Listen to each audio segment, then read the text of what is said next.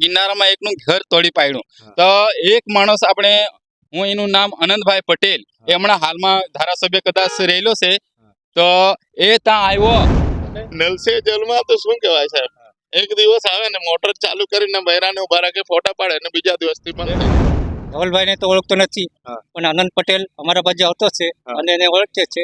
એ આદિવાસી વિસ્તારમાં થોડોક નામ એનું ચાલતું છે. કદાચ આનંદભાઈ ને થોડોક સપોર્ટ કરીએ.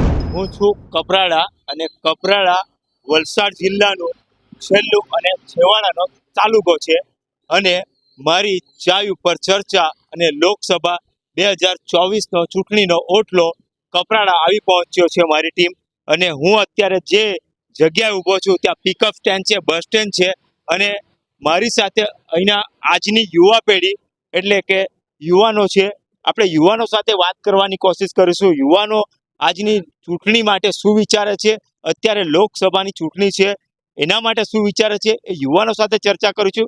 યુવાનો આપણને કેટલો જવાબ આપે છે એ પણ આપણે જોઈએ, કારણ કે આ વિસ્તાર આદિવાસી વિસ્તાર છે. આદિવાસી વિસ્તારના લોકો હંમેશા મીડિયાનો કેમેરો જોઈ અને મીડિયાથી ભાગતા હોય છે અને શરમાતા હોય છે. તમારું નામ? હાર્દિક. હાર્દિકભાઈ, શું કરો તમે? આઈટીઆઈ કરો. તો આ વિસ્તાર કપરાડાનો વિસ્તાર છે, તો તમે ક્યાંથી આવો? ધરમપુરથી. તો અહીંયા વિકાસ કેવો છે? વિકાસ એટલો બધો ઠીકઠાક નથી. અમે ડેમો બેસતા હતા, ડેમો તોડી નાખ્યો, પછી વચ્ચે તાપમાં ઉભા રહેતા હતા. ચાલો હમણાં હાલમાં ભાઈ નહીં તો એમાં ઉભી રહેતા હતા. પણ અત્યારે સાંસદની ચૂંટણી છે, લોકસભાની ચૂંટણી છે, તમને કેવો સાંસદ હોવો જોઈએ? તમારા મતે, યુવાન લોકોના મતે કેવો સાંસદ હોવો જોઈએ?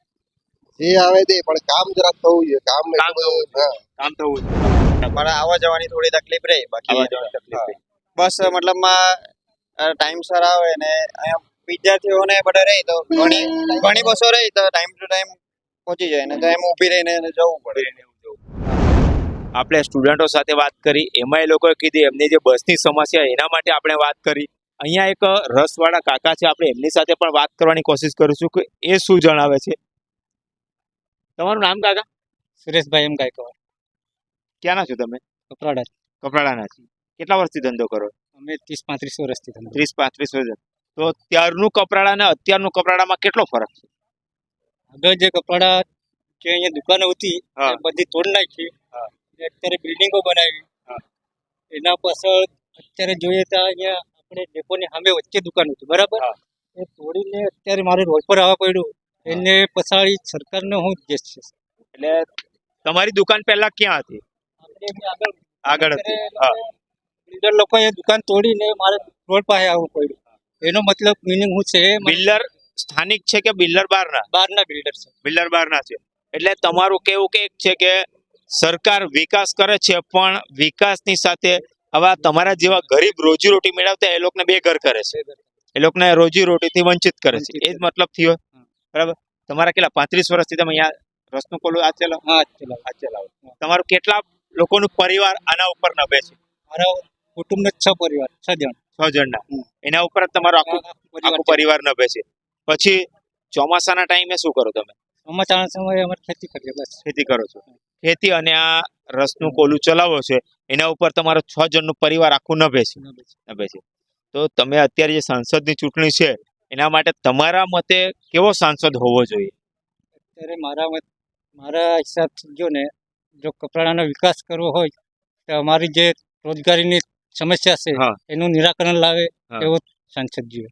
અત્યારે 2 દાવેદાર છે, ભાજપમાંથી ધવલ પટેલ અને કોંગ્રેસમાંથી આનંદ પટેલ. તો તમને કોના ઉપર વિશ્વાસ છે કે આ સાંસદ, આ નેતા આ બનશે તો અમારા કપરાડાનો વિકાસ થશે, અમારા વિસ્તારનો વિકાસ થશે અને અમારી જે બેરોજગારીની સમસ્યા છે એનો હલ લાવશે? અત્યારે આનંદભાઈ અને ધવલભાઈ એ બંને, ધવલભાઈને તો ઓળખતો નથી પણ આનંદ પટેલ અમારા બાજુ આવતો છે અને એને ઓળખે છે. એ આદિવાસી વિસ્તારમાં થોડોક નામ એનું ચાલતું છે. કદાચ આનંદભાઈને થોડોક સપોર્ટ કરીએ. આનંદભાઈને સપોર્ટ કરશો, એના ઉપર તમને વિશ્વાસ છે કે આનંદભાઈ તમારા કામ કરશે, તમારી જે સમસ્યા છે એ સમસ્યાનો સમાધાન લાવશે, એ તમને વિશ્વાસ છે આનંદભાઈ ઉપર. નામ શું કીધું તમારું? સુરેશભાઈ. સુરેશભાઈએ કીધું. સુરેશભાઈનું રોજીરોટી ફક્ત આ એક રસના કોલા ઉપર જ નભે છે. એમનું 6 જણનું પરિવારનું ગુજરાન થાય છે એના ઉપર. અને એમણે એક વાત કરી કે વિકાસ થાય છે પણ વિકાસ કરવામાં અમારા જેવા ગરીબ લોકોની રોજીરોટી પણ છીનવાઈ જાય છે. એવો વિકાસ અમને જરૂરી નથી. લોકોનું કહેવું એવું છે કે બસ સ્ટેન્ડ અહીંયા જ હતું અને લોકો અહીંથી જ બસમાં બેસવા માટે જાય છે અને નવા બસ સ્ટેન્ડ ઉપર કોઈ પણ તમને પબ્લિક જોવા મળશે નહીં. હું ક્યારથી ઊભો છું, ઘણી બસો અહીંયા જ આવે છે અને પેસેન્જર પણ અહીંથી જ બસમાં બેસીને જાય છે. આપણી સાથે એ બાબતે થોડી ચર્ચા અહીંના આગેવાનો સાથે કરીએ. અહીંના લોકોનું શું કહેવું છે એ બાબતે અહીંના લોકોને પૂછીએ. વિકાસ ક્યાં પહોંચ્યો છે, વિકાસ થયો છે, એમની સમસ્યા શું છે, એના માટે આપણે ચર્ચા કરીએ. સાહેબ, તમારું નામ? હું જસવંતભાઈ ચતુરભાઈ ગાયકવાડ. ગાયકવાડ સાહેબ, કપરાડા વિસ્તાર જે છે વલસાડ લોકસભાનો છેલ્લો તાલુકો છે અને એકદમ ઇન્ટિરિયર વિસ્તારનો છે. તો અહીંયા વિકાસ કેવો છે અને સમસ્યા કેવી છે અહીંયા બધી? સાહેબ, અહીં વિકાસ તો તમારે નજરે દેખાય છે. વિકાસ હા. આ જો વિકાસ એવા છે અહીંયા હા. કે જો અત્યાર સુધી આ બસ સ્ટેશન એક સામાન્ય બસ સ્ટેશન જેવો અહીંયા તોડી નાખ્યા. જૂનું બસ સ્ટેશન હતું મારે. હા. બસ સ્ટેશન નવું ત્યાં છે પણ અત્યારે આ જૂનું બસ સ્ટેશન હા. એ અહીંયા એ લોકોએ જેવું પરવાનગી વગર એવું તોડી પાડેલું છે બસ. આ બિલ્ડિંગ છે એની આગળ નડતું હશે એટલે એ લોકોએ તોડી પાડ્યું. પણ વર્ષો જૂનું બસ સ્ટેશન હા. કહેવાય અહીંયા. હા. જેવું કે વાંસદામાં કે બધી જગ્યાએ છે જૂનું બસ સ્ટેશન પાસે બસ આવીને વળી જાય. હા, વળી જાય છે. પબ્લિક બધી અહીંયા છોકરાઓ કે બધા અહીંયા જ હોય. હા. તો અહીંયા જો આ પબ્લિક જો અહીંયા ખુલ્લામાં ઉભી રહે, તડકામાં ઉભી રહે, અહીંયા ઉભું રહેવાનું કઈ સાધન સામગ્રી નથી. હા. અહીંયા જો આ બસ સ્ટેશન તો આરસીસી સારું હતું, હા. એક તોડી નાખવામાં આવ્યો તો બાજુ એનો વિકાસ કરવાને બદલે એનો નાશ થઈ જાય છે. એટલે વિકાસના નામ પર બિલ્ડરને ઉદ્યોગનો વિકાસ થાય છે, બાકી ગરીબને આદિવાસીઓનો વિકાસ થતો કઈ નથી. નથી થતો. અત્યારે જો આ બસ સ્ટેશન નો તો શું પણ અહીંયા જો આટલી આમ આ જો જેન્ટ્સ તો ગમે ત્યાં જો કે બહાર કઈ પેશાબ કરવા કઈ જાય કહેવા જેવી વાત નહીં મને, પણ હમણાં જો લેડીઝ હોય ક્યાં જઈ શકે? હા, બરાબર છે. એટલે અત્યારે અહીંયા ત્યાં સામે શૌચાલય બી નથી. ટોયલેટની બી સુવિધા નથી. નથી. જાહેર શૌચાલય હોવું જોઈએ એની પહેલેથી જ નથી કે પછી શૌચાલય ત્યાં હતું સામે હા. એના બિલ્ડર ને તે બી ત્યાં શૌચાલય તોડી નાખવામાં આવ્યું. તોડી અત્યારે નાખવામાં અહીંયા જુઓ કે અહીંયા કોઈને શૌચ લાગે તો જવાનું ક્યાં?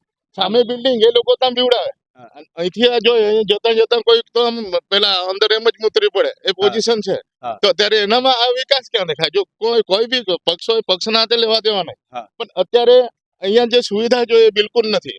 હમણાં સામે અહીંયા શૌચાલય જોઈએ, કોઈ પણ શૌચાલય જોઈએ, સામાન્યમાં સામાન્ય તો પણ જોઈએ દેખાય એવું. હા, બરાબર છે. સમજો આ અહીંયા છે ને પ્રાથમિક સુવિધા છે, સુવિધા બી હોવી જોઈએ, પણ તે કપરાડામાં પ્રાથમિક સુવિધાથી બી વંચિત છે અત્યાર કઈ સુધી. નથી. એ નામનો તાલુકો છે. અહીંયા જો પાણી પીવાનું એવું જોવા છે ને, અહીંયા તો તરસ લાગે તો ક્યાં પાણી પીવાનું?